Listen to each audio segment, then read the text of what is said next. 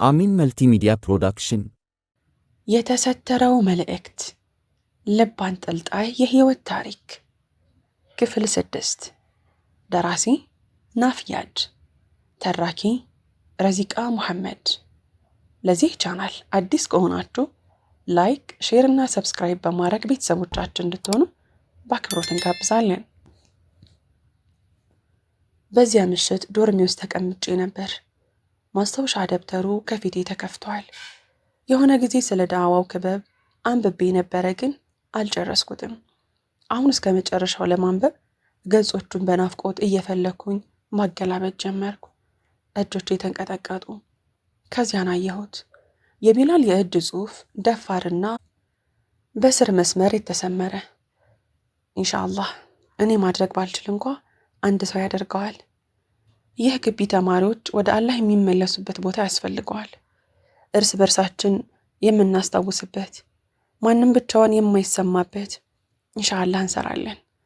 ግን እኔ ካልሆንኩኝ ማን ያደርገዋል? ማስታወሻ ደብተሩን አጥብቄ ያዝኩ። ደረቴ ይንቀጠቀጣል። በገጹ ላይ ያለውን የመጨረሻ መስመር ሳነብ አይኖቼ በእንባ ደበዘዙ። ሐምዛ፣ ይህንን አንድ ቀን እያነበብክ ከሆነ እኔ እዚህ አይደለሁም ማለት ነው። ወይ ወደ አላህ ተመልሻለሁ፣ ወይ ደግሞ የሆነ ነገር ሆኛለሁ ማለት ነው። ምናልባት አሁን ይህንን እያነበብክ ያለ ጊዜ የዳዕዋ ክበብ ስራ አልተጀመረም ይሆናል፣ ወይ ተጀምሮም ሊሆን ይችላል። ግን ዶክተር አይመን ካልጀመረው ምናልባት ያ አንድ ሰው የኔን ኸይር ሐሳብ የምትጨርስበት አንተ ነህ ማለት ነው። ትንፋሼ ተዘጋግቶ ቀረ። ክፍሉ እየዞረብኝ ነው። ማስታወሻ ደብተሩን ጮክ ብዬ ዘጋውና በደረቴ ላይ ተጫንኩት። እንባ እያነባው በሹክሹክታ እንዲያልኩኝ፣ አያይ ቢላል፣ እኔ አልችልም። እኔ እንዳንተ ጠንካራ ጎበዝና ብልህ አይደለሁም። እወድቃለሁ፣ ሁሉንም ነገር አበላሸዋለሁ። የክፍሉ ጸጥታ ቃላቶቼን ዋጠ። ግን የቢላል ድምፅ፣ ህልሙ፣ በእኔ ላይ ያለው እምነት ከመቼውም ጊዜ በላይ ከፍ ብሎ ቀጠለ። በዚያች ሌሊት እንቅልፍ ሊወስደኝ አልቻለም። አልጋው ላይ ተኝቼ ጣሪያውን እያየው የቢላል ቃላት ደጋግሞ ይሰሙኝ ነበር። እኔ ካልሆንኩኝ ማን? ሐምዛ፣ ይህንን አንድ ቀን እያነበብክ ከሆነ ምናልባት አንተ ነህ ማለት ነው። አይኖችን በጨፈንኩኝ ቁጥር የእሱን የእጅ ጽሑፍ አያለሁ። በተገለባበትኩኝ ቁጥር ማስታወሻ ደብተሩ በጨለማ ውስጥ እያወራ ያለ ይመስል ከቦርሳዬ ውስጥ ይሰማኛል። ጎህ ሲቀድ ለመተኛት ያደረግኩትን ጥረት በሙሉ ተውኩት። በማግስቱ ጠዋት በግድ ራሴን እየጎተትኩ ወደ ክፍሉ ሄድኩኝ።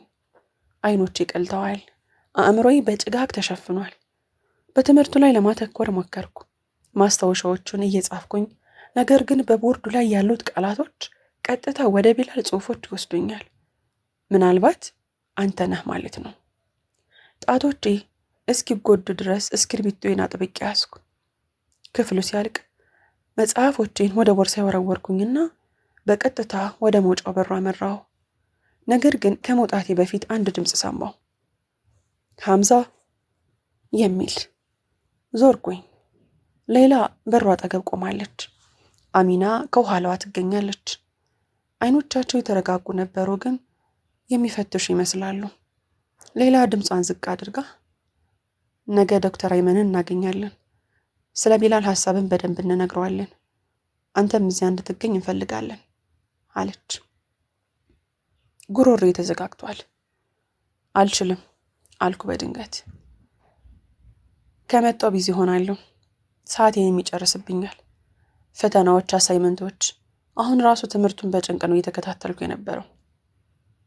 እይታው አልተለወጠም። ሐምዛ፣ አንተ ብቻ እኮ አይደለም ተማሪ፣ እኛም እንዳንተው ነን። ግን የሆነ ትንሽ ሰዓት ለዚህ ኸይር ስራ ብንሰጥ ምንም የሚጎልብህ ነገር የለም። አሚና ቀስ እያለች፣ ቢላል አንተ በዚህ ኸይር ስራ ውስጥ እንድትሳተፍ ይፈልግ ነበር። ይህንን ታውቃለህ አይደል? አለች። በፍጥነት ራሴን ነቀነኩ። አልገባችሁ? እኔ እንደሱ ብልህና ጎበዝ አይደለሁም፣ ነገሩን አበላሸዋለሁ ብያቸው እነሱ ተጨማሪ ነገር ከመናገራቸው በፊት ደረት እየነደደ ወጣሁ። በዚያ ምሽት ያልነካሁትን ምግብ እያየው ብቻዬን ካፍቴሪያ ውስጥ ተቀምጬ ነበር። ተማሪዎች ከበቡኝ። ሳቅ፣ የእቃዎች ድምፅ፣ ንግግሮች፣ ግን ሁሉም የራቀ መስሎ እየተሰማኝ ነው። በሄድኩበት ቦታ ሁሉ የቢላልን ጥላዎች አያለሁ። በመስኮቱ አጠገብ ባለው ጠረጴዛ ላይ ፈገግ ብሎ ቀልዶችን ሲናገር አስታውሳለሁ። ከሱቁ አጠገብ ሆኖ እንድሰግድ ሲያስታውሰኝ አስታውሳለሁ። በበሩ ላይ ለአንድ ፕሮፌሰር በአክብሮት አንገቱን ደፍቶ በሩን ሲከፍትለት አስታውሳለሁ። ይህንን ግቢ በህልውናው ሞልቶት ነበር። አሁን ግን እሷ አለመኖሩ ከመቼውም ጊዜ በላይ ከብዶ ተሰማኝ። ትሬን ወደ ጎን ገፋውና ሄድኩ። ወደ ዶርሚ እንደተመለስኩኝ በመጨረሻ ማስታወሻ ደብተሩን ከፈትኩ። አንድ መስመር አይኔን እስኪከብ ድረስ ገጾቹን ሳገላብጥ ነበር። እጆቼ ተንቀጠቀጡ። የሆነ ነገር መምራት ማለት እንከን የለሽ መሆን መስሎኝ ነበር። ነገር ግን ተሳስቼ ነበር። መምራት ማለት በፈራህ ጊዜ እንኳን ሸክሙን መሸከም መቻል ማለት ነው። በተለይ በምትፈራበት ጊዜ። ጉሮሮዬ ውስጥ ህመም ይሰማኛል። ልቤ እጅግ በጣም በፍጥነት እየመታ ነው። ሌላ መስመር ተከተለ። ከኃላፊነት ከሸሸህ ለዘላለም ትሸሻለህ። ነገር ግን ወደ እሱ አንድ እርምጃ ብትራመድ አላህ ወደ አንተ 10 እርምጃ ያመጣሃል። ማስታወሻ ደብተሩን በኃይል ዘጋሁት። ትንፋሼ ተቆራረጠ። ቢላል አቁም እያልኩ በዝምታ ጮኩኝ። ይህም በእኔ ላይ ማድረግህን አቁም። እኔ አንተን አይደለሁም፣ ማድረግ አልችልም። እጆቼን ፊቴ ላይ ተጫንኩ። ሰውነቴ ይንቀጠቀጣል። እኔ ካልሆንኩኝ ማን ብሎ የጻፈውን ግን መርሳት አልቻልኩም። ምን ያህል ብቃወም፣ ምን ያህል ጮክ ብዬ ከአእምሮዬ ለማጥፋት በሞክር ጥያቄው ከቢላል ቃላት በላይ ከራሴ ጉዳዮች በላይ በደረቴ ውስጥ ነጎድጓድ ሆኖ ይሰማኝ ነበር። እኔ የራሴን ውሳኔ ወስኛለሁ። ወደዚያ ስብሰባ አልሄድም። የስብሰባው ቀን ግን ደረሰ። እናም ሌይላና ሚና ከዶክተር አይመን ጋር ለመቀመጥ እየተዘጋጁ ሳሉ እኔ በቤተ መጽሐፍት ውስጥ ራሴን ቀበርኩ። ላነብ ያመጣሁት መጽሐፍ በጠረጴዛው ላይ ተከምሯል። ማስታወሻዎች የተበትነው ነው ያሉት። እስክሪብቶዬን ይዤ ዝም ብዬ በወረቀት ላይ እየጫርኩኝ ነበር።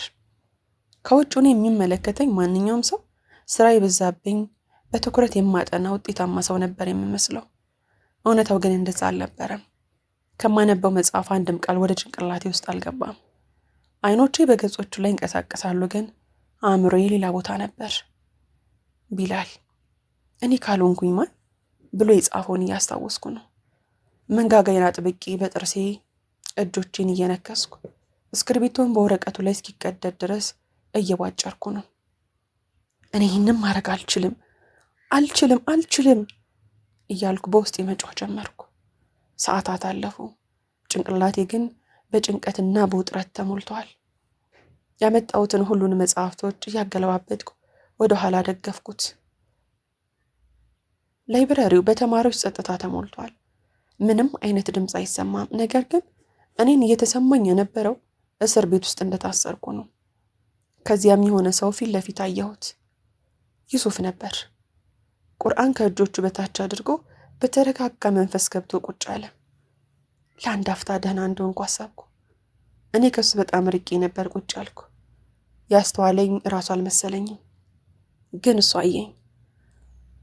አይኖቻችን ተገጣጠሙ። ትንሽ አንገቱን ነቀነቀ። ከዚያም በቀጥታ ወደ እኔ መምጣት ጀመረ። ሰላም ሐምዛ። በአጠገቤ ያለውን ወንበር እየጎተተ ድምፁን ዝቅ አድርጎ ተናገረ። አይኖቹን ሳልመለከት ወአለይኩም ሰላም አልኩ በሹክሹክታ። ተቀመጠ። ቁርአኑን በቀስታ በጠረጴዛው ላይ አስቀምጦ ለአንድ አፍታ ሁለታችንም ምንም ነገር አልተነጋገርንም። የላይብራሪው ዝምታ ያስጨንቅ ነበር።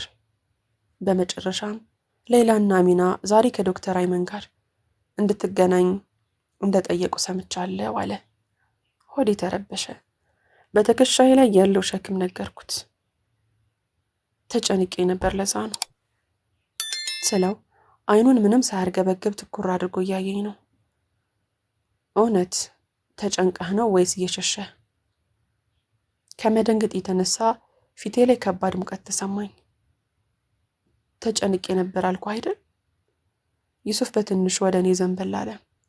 ድምፁ የተረጋጋ ቢሆንም እኔን ግን የሚያስጨንቅ ነበር። ሐምዛ ለምን ትደብቃለህ? ምንድን የሚያስፈራህ? ቃላቶቹ በውስጤ ላይ ያለውን ነገር ሰበሩት። እስክርቢቶን ቁጭ አድርጌ ድምፄን እየተንቀጠቀጠ አልገባህም ዩሱፍ፣ ሁሉም ሰው እንደ ቢላል መሆን እንዳለብኝ አድርጎ ይመለከቱኛል። ህልሞቹን፣ እምነቱን፣ ጥንካሬውን መሸከም እንዳለብኝ አድርገው ይመለከቱኛል። ግን አልችልም። እኔ እሱን አይደለሁም። ራሴን እንኳ በጭንቀትን የሚይዘው እወድቃለሁ። ሁሉንም ነገር አበላሸዋለሁ። እጆቼ በጠረጴዛው ላይ ተንቀጠቀጡ። የቤተ መጽሐፍቱ ድምፅ ደበዘዘ። ለአንድ አፍታ መላው ዓለም የሚያዳምጠን ይመስል ነበር። የዩሱፍ አገላለጽ አልተለወጠም። በመጨረሻም ከመናገሩ በፊት ለትንሽ ጊዜ ዝምታ በመካከላችን እንዲቀመጥ ፈቀደ። አንተ ትክክል ነህ አለኝ። ደንግጬ አይኖቼን እያርገበገብኩ አየሁት። ምን? እንዴት? አልኩት። አንተ ቢላልን አይደለህም። ፊቱ ቁም ነገር እየተናገረ ይመስላል። አላህም አንተ ቢላልን እንድትሆን አይፈልግም። በፍጹም እንደዛ መሆን የለበትም።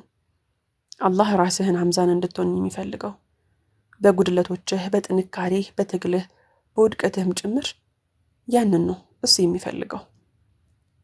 ትንፋሼ ተዘግቷል። ድምፁ ጸጥታ የሰፈነበት ሆኖ ቀጥሏል። የቢላል ህልም ስለ እሱ አልነበረም፣ ስለ አንተም አልነበረም፣ ስለ አላህ ብቻ ነበር። አለመሳካትን መጥፎ ነገር አድርገህ እንዳታስበው፣ ምክንያቱም እውነተኛ አመራር የሚጀምረው እዚያ ነው። ቃላቶቹ እንደ ነጎድጓድ ነበሩ። ጉሮሬ ደርቆ ተሰማኝ። አይኖቼ ደበዘዙ። መናገር፣ መከራከር ፈለግኩኝ፣ ግን ምንም ቃል ከውስጤ ሊወጣ አልቻለም። ዩሱፍ ወደ ኋላ ተደገፈ፣ እይታው እየለሰለሰ። አሁን ራስህን አንድ እርምጃ ወደፊት መውሰድ ትችላለህ። አስተሳሰብን እንድትቀይር እፈልጋለሁ። ይህንን የምታደርገው ለቢላል አይደለም፣ ለእኔም አይደለም፣ ለአላህ ስትል ብቻ አድርግ። ወደፊት አንድ እርምጃ ብቻ ሞክር አለኝ። ከዚያም ከወንበሩ ተነስቶ ቁርአኑን አንስቶ እዛ ወንበሬ ላይ እንደደነዘዝኩ ትቶኝ ሄደ። በዚያ ምሽት እጆች እየተንቀጠቀጡ ማስታወሻ ደብተሩን እንደገና ከፈትኩ። አንድ ገጽ አይኔን ሳበው። ከጓደኞቼ ፍጹምነትን ወይንም 100% ትክክለኝነትን አልፈልግም። ተስፋ የማይቆርጥ ጓደኛ ብቻ ነው የምፈልገው። ድክመት ወይንም አለመቻል ውድቀት አይደለም፣ ተስፋ መቁረጥ ነው ውድቀት የሚሆነው። ቀስ እያልኩ ማስታወሻ ደብተሩን ዘጋሁት። ልብ እየደነገጠ ነው። የዩሱፍ ቃላትና የቢላል ቃላት በአእምሮ ውስጥ ተጋጩ። አንተ ቢላል አይደለህም። ከጓደኞቼ ፍጹምነትን አልፈልግም። ተስፋ የማይቆርጥ ጓደኛ ነው የምፈልገው። ወንበሬ ላይ ወደ ኋላ ተደገፍኩ። በዝምታ ለራሴ ሹክ አልኩ። አላህ ሆይ ይህንን ማድረግ እንደምችል አላውቅም፣ ግን ራሴን ወደፊት አንድ እርምጃ እንድወስድ ከፈለግ የት እንደምረግጥ አሳየኝ ብዬ ዱዓ አደረግኩ። ሳምንቱ በፍጥነት አለፈ። አእምሮዬን ከዩሱፍ ንግግሮች፣ ከቢላል ህልምና ከማስታወሻ ደብተሩ የከበደ ዝምታ ለማራቅ በሚያስችሉኝ አሳይመንቶች፣ የቤት ስራዎች፣ በምጽፋቸው ማስታወሻዎችና በሌሎች ነገሮች ለመዘፈቅ ሞከርኩ፣ ግን አልተሳካልኝም። መጽሐፎቹ ላይ ባጎነበስኩኝ ቁጥር ያ ትውስታ ይመጣብኝ ነበር። ዩሱፍ ቤተ መጽሐፍት ጠረጴዛው ላይ ተደግፎ በረጋ መንፈስና በተረጋጋ አይኖቹ እንተ ቢላልን አይደለህም፣ አላህም ቢላልን እንድትሆን አይፈልግም። ከዚያም የጥፋተኝነት ስሜቱ በረታብኝ። ደግሞ የቢላል ንግግሮችም ከማስታወሻ ደብተር ውስጥ ወጥተው ይወጉኝ ነበር። ድክመት ውድቀት አይደለም፣ ተስፋ መቁረጥ ነው ውድቀት የሚሆነው። ከእነሱ ማምለጥ አልቻልኩም። ሰኞ ምሽት ቁርአን ወደሚቀራበት ክበብ በግድ ራሴን ጎተትኩ። እግሮቼ ለመራመድ ከበዳቸው። ሆዴም ተረበሸ። ከውስጥ የተወሰነ ክፍል መሄድ እንኳን አልፈለገም። የዩሱፍን አዋቂ አይኖች ወይም የሌላንና የአሚናን የዋህ ተስፋ ማየት አልፈለግኩም። እንደምንም መስጅድ ደረስኩ። ወደ ውስጥ መግባት ፈራው። ነገር ግን የሆነ የውስጥ ጠንካራ ስሜት በሩን ከፍቼ እንደገባ አደረገኝ። መስገጃው ልክ እንደ ድሮ በጣም ያማረ ነበር። ግድግዳዎቹን በቁርአኖቹ ተደርድረዋል። ጥቂት ተማሪዎች ምንጣፉ ላይ ተቀምጠው ይጠባበቁ ነበር። አንዳንዶቹ በጸጥታ ያወሩ ነበር። አንዳንዶቹም ቁርአናቸውን ገልብጠው ያነቡ ነበር። ማንም እንዳያየኝ በሆነ ጥግ ገባሁ። ልክ እንደ መጀመሪያው ጊዜ ዩሱፍ ፊት ለፊት ተቀምጦ ነበር። ቁርአኑን ጭኑ ላይ ከፍቶ ይዟል። ወደ ላይ ሲመለከት አይኖቹ ክፍሉን ቃኙ። እናም እኔ ላይ አረፉ። አንድ ጊዜ ራሱን ነቀነቀ። ፈገግታ የለም፣ ምንም ቃል የለም። ዝም ብሎ ራሱን ነቀነቀ። ፊቴ እንደለመደው በሙቀት ተወረረ። በፍጥነት ወደ ታች ተመለከትኩና በጣም ቢዚ መስዬ ቁርአኔን ከፈትኩ። ክበቡ እንደተለመደው ተጀመረ። በተራችን ማንበብ ጀመርን። አንድ በአንድ ድምፆች መስጅዱን በቁርአን ድምፅ ሞሉት። ለስላሳ ድምፅ፣ የሚንቀጠቀጥ ድምፅ፣ ጠንካራ ድምፅ፣ የሚጠራጠር ድምፅ። መስጅዱ ሁሉንም አይነት ከቁርአን የሚወጡትን ድምፆች በውስጥ የያዘ ነበር። ተራ የደረሰ በቀስታ ማንበብ ጀመርኩ። በአንድ ቃል ላይ ትንሽ ተሳስቼ ነበር፣ ግን ፈጥኜ ራሴን አስተካከልኩ። በአፍረት ደረት የተጨነቀ ነገር ግን ዩሱፍ በረጋ መንፈስ አሕሰንት፣ በጣም ጥሩ ማለቱ በደንብ አረጋጋኝ። ከዚያም የዛሬው ክበብ ሊጠናቀቅ ሲመስል ዩሱፍ ቁርአኑን ዘጋና ዙሪያውን ተመለከተ። ወንድሞቼ አለ ድምፁን ከፍ አድርጎ፣ ያው እንደምታውቁት እዚህ ከእናንተ ጋር በመሆን ይህንን የቁርአን ክበብ እየመራው እገኛለሁ። ነገር ግን በሚቀጥለው ሳምንት እዚህ አልኖርም፣ ለስልጠና መጓዝ አለብኝ። ነገር ግን የቁርአን ንባብ መቆም የለበትም። አንድ ሰው በመጥፋቱ ምክንያት ቁርአን ማንበብ ማቆም የለብንም። ተማሪዎቹ ራሳቸውን ነቅንቀው ትክክል ነህ አሉት። ከዚያም አይኖቹን ወደ እኔ አዞረ። ስለዚህ እኔ እስክመለስ ድረስ ሐምዛ ይህንን ክበብ ይመራል። ትንፋሽ ቆመ። በክፍል ውስጥ ያሉት እያንዳንዱ ጭንቅላት ወደ እኔ ዞሩ። እጆቼ በላብ ተሞሉ። ጉሮሮዬ ተዘጋ። እኔ ደካማ በሆነ ድምፅ ጠየቅኩት። የዩሱፍ ገጽታ የተረጋጋ ነበር። ምንም አልተቀየረም። አዎ አንተ አለኝ። በፍጥነት ራሴን ነቀነቅኩ። አይ አልችልም፣ ሌላ ሰው ወክል፣ እኔ አልሆንም።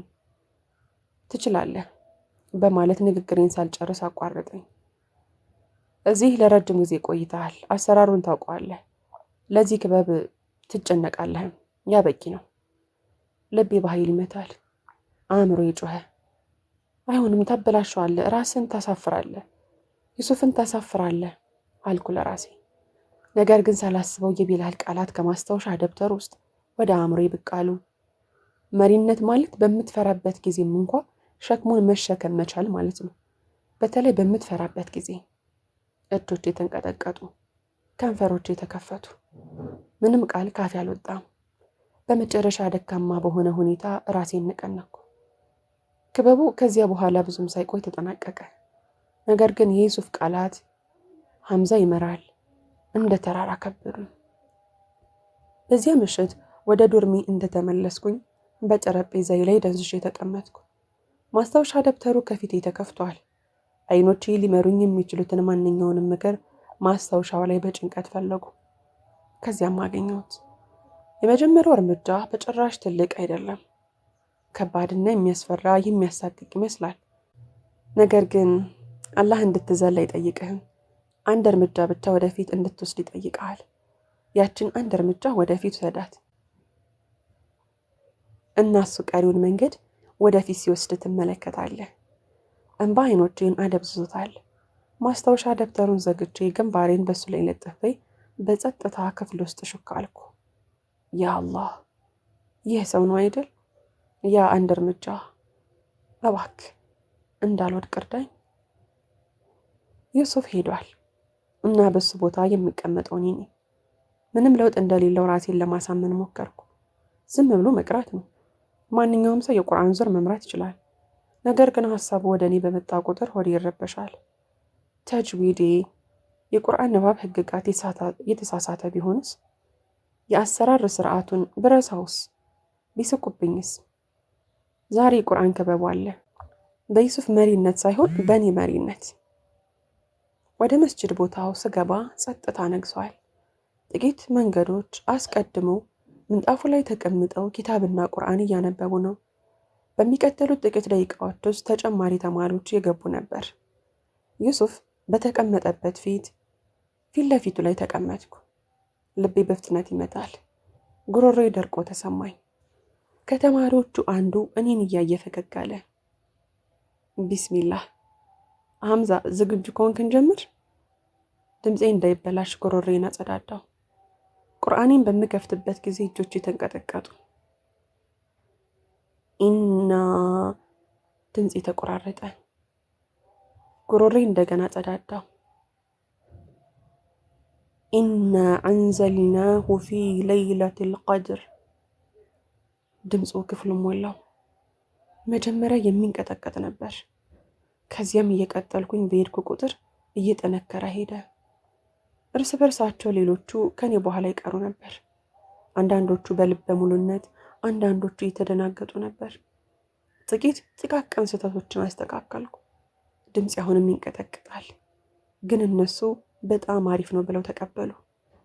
ቀስ እያለ ፍርሃቱ እየለቀቀኝ መጣ። የመጨረሻው ልጅ ሲጨርስ ክፍሉ ጸጥታ ሰፈነበት። በህይወቴ ለመጀመሪያ ጊዜ የክበቡ አካል ብቻ አልነበርኩም። መደረግ ያለበትን ሁሉ አድርጌ ሁሉንም ነገር አደራጀው። እቃዎቻቸውን በምንሰበስብበት ጊዜ ከአዲሶቹ ተማሪዎቹ አንዱ ተነስቶ ቆመ። ቁርአኑ ከአንድ እጅ ወደ ሌላው እያዘዋወረ የድንጋጤ ስሜት የተጫነበት ይመስላል። በመጨረሻም ተናገረ።